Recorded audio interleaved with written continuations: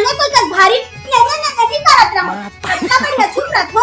हाँ बहू जाना खांसी के सिरप लेने ना हो तो कल पिए रहते डोकरी नहीं तो तेरा मुसवा में लगो तो पिया देते दिन भर एला कर दे ओला कर दे परेशान कर दे। अरे जाना मोर एक कप चाय बना दे। शक्कर सिरा दे तो तू ठोकना चाय बना। गजब बेइज्जती है।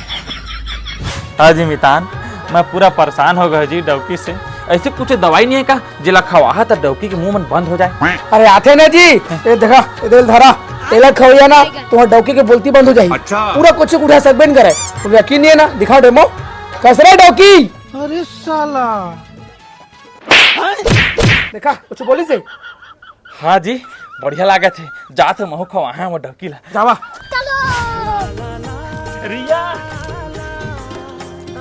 अरे का होगे कुछ बताइया।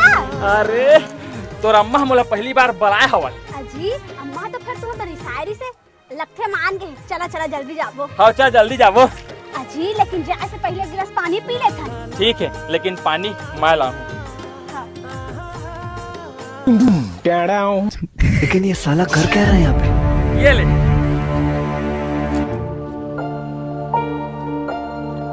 अरे बाप रे। अरे अरे ये कहाँ हो गई रिया? राजा कहाँ गए? अरे कहाँ दवाई ले दे रहे हैं इसमें डौकी मार के। अरे भाई दवाई के बोल दे मुँह सो दे दे तारे। ये क्या हो गया?